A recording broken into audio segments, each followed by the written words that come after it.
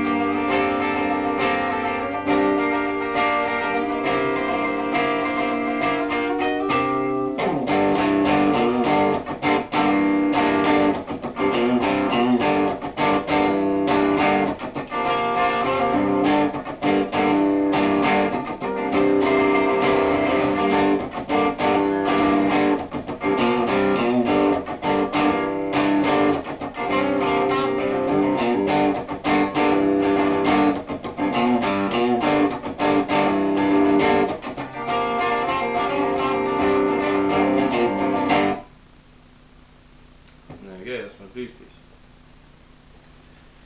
With this typical blues improvisation, you can annotate the main features if listened to in sections. This is the first section.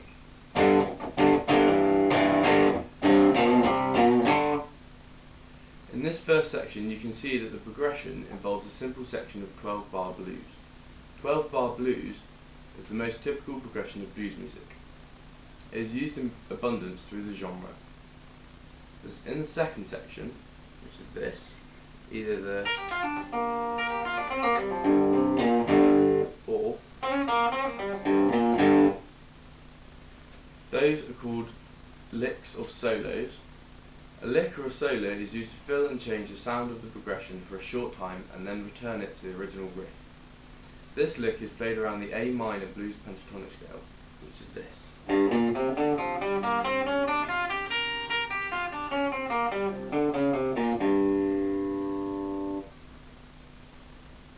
The lick will also consist of hammer-ons, pull-offs, slides and bends.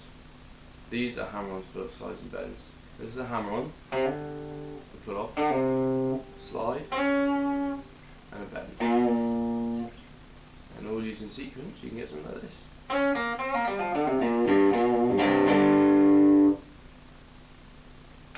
These four techniques are the basis of any guitar lick. These techniques will effectively spice up the lick, and the lick will spice up the original progression. It is there to prevent repetition. The third section of the progression is an ascending chord progression from A7. This is A7. And the chord progression goes like this.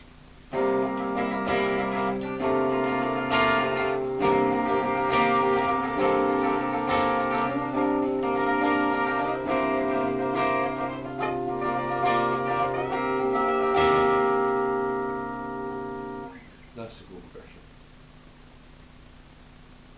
This third section really deviates from the original progression, building tension for the return to the riff.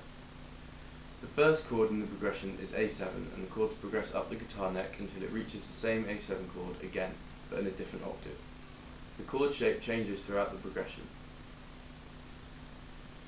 All of these sections and techniques turn this average blues piece into something far more special. All the techniques used in this blues piece are typical to the blues genre.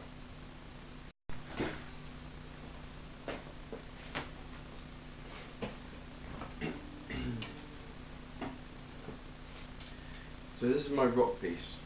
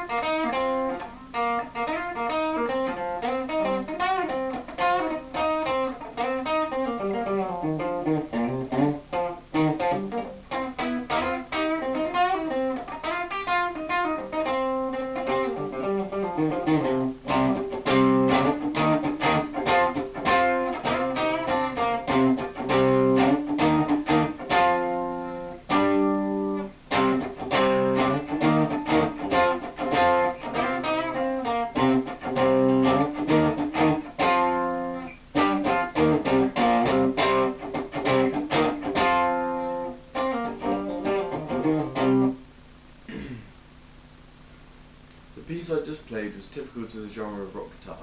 It contains simple chords and complex riffs and shapes. The piece is based around the first 3 chords. And as you can see, these 3 chords are also in the pentatonic scale.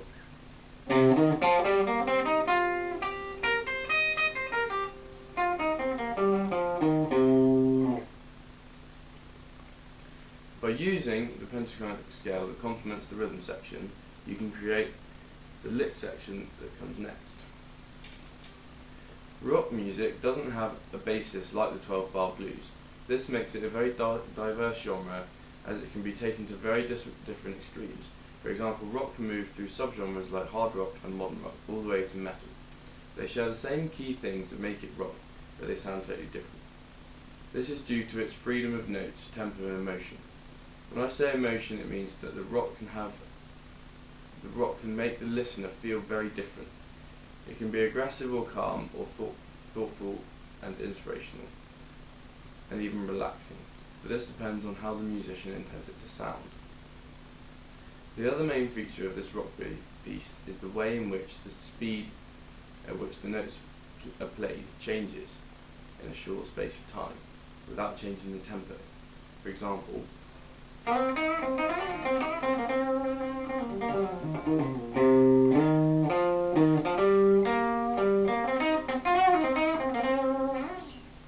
you see how the notes go from slow to quick in a short space of time.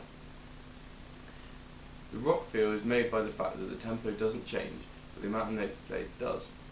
With the riff or melody, in this case being short, sharp notes, the riff sounds crisp for the listener, eliminating the chord feel, where many notes come into one sound. This is a vague description of the typical rock riff. Typical rock riff being the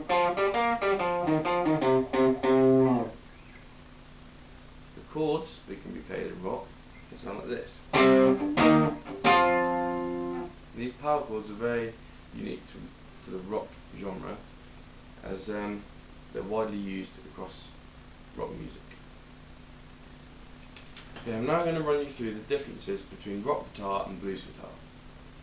One of the main differences is the strumming patterns between the two genres. In rock, the strumming pattern is a lot quicker, a lot straighter, and a lot more consistent, like so. And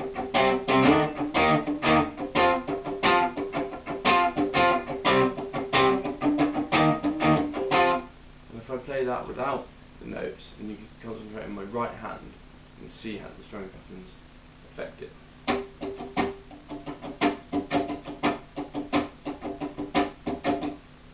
Like so.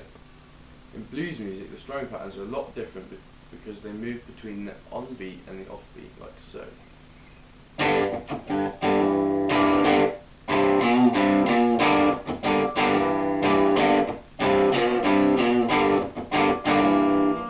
If I play that without the notes, and concentrate on my right hand again, you'll see that.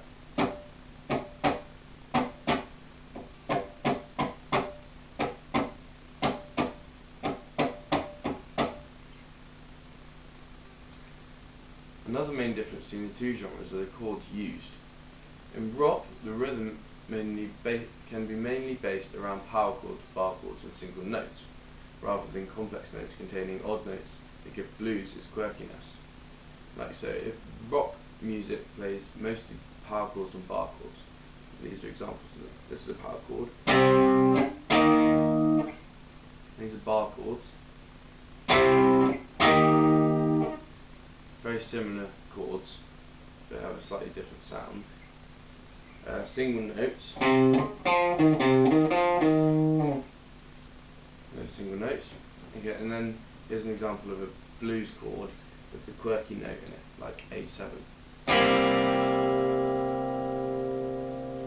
It's a very strange sounding chord, and these get used in blues a lot.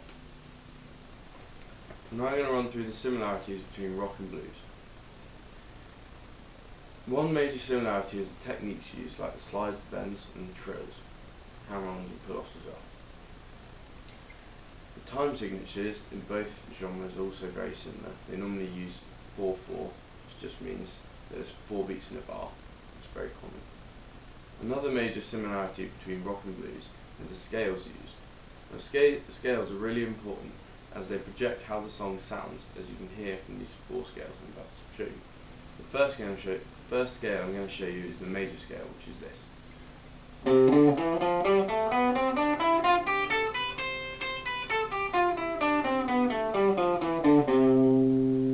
That's the major scale. A song played with that will sound very different to a song played with the pentatonic scale, which is this.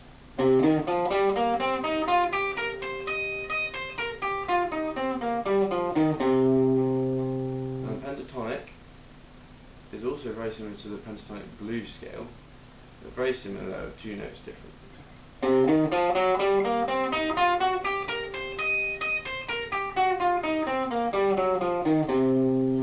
That's pentatonic blues. And the last scale is the Mixolydian, which is this.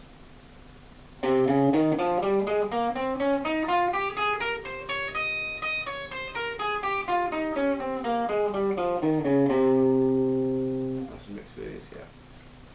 There are many different scales and all of them will change a piece of music dramatically. With blues and rock music sharing predominantly the same scale, the sound of the music is very similar. The few separations are made by the things listed as their differences. This shows how big the effect of different techniques can have on music. As a conclusion, I believe that blues and rock music share a great number of techniques and must have been formed and changed by one another. This video has hopefully highlighted the key ideas behind rock and blues music, and in doing so, showing how their similarities and differences separate them as music genres.